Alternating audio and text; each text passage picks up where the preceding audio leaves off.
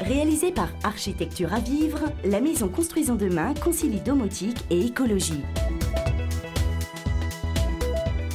L'architecture et les équipements ont en effet un objectif commun, optimiser la consommation énergétique.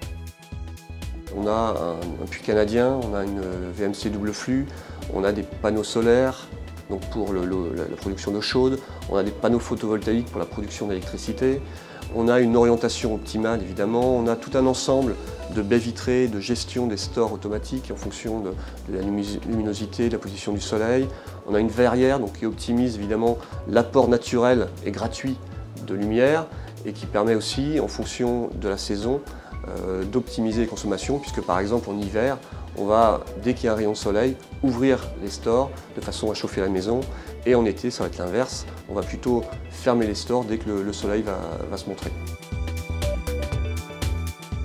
Dans une maison traditionnelle, il est difficile, voire impossible, d'avoir une idée précise de la consommation énergétique. Ici, ces données sont accessibles via un tableau de bord qui affiche un synoptique de l'installation ainsi que les différentes consommations.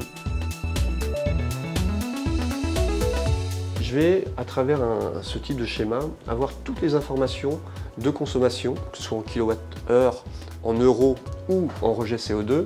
Donc vous voyez en haut de l'écran toute la production, donc les productions liées au puits canadien, les productions liées au solaire ou à l'électricité. Après vous avez tous les postes de consommation, donc ici dans cette maison des postes liés au chauffage, à la cuisson, tout ce qui est production d'eau chaude, tout ce qui est évidemment éclairage. Et de façon très visuelle, je vais avoir une moyenne sur les 5 derniers jours de consommation de ces différents postes. C'est assez intéressant sur les 10 derniers jours par exemple, d'avoir en détail la consommation globale et le coût associé, qui est évidemment très lié, en fonction de la température. Donc on va pouvoir aussi optimiser le comportement des différents équipements, optimiser en fonction du temps, c'est-à-dire dans les premiers jours on va voir le comportement de l'installation et on va pouvoir ajuster les différents réglages du chauffage, du puits canadien, etc. Donc on va à la fois sensibiliser, à la fois éduquer, à la fois faire avancer les choses pour que, au fil du temps, non seulement on ait des maisons performantes, mais on ait des comportements adéquats. Une maison traditionnelle consomme entre 100 et 250 kWh par mètre carré et par an. L'objectif du Grenelle de l'environnement est de descendre sous les 50 kWh par mètre carré et par an.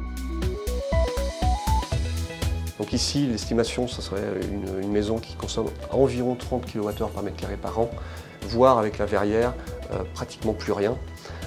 Donc on parle de pratiquement de maison passive. La domotique n'a donc pas pour unique vocation d'améliorer le confort de nos habitats. Force est de constater qu'au travers de la maison Construisons demain, elle s'impose comme une solution incontournable en matière de maîtrise énergétique.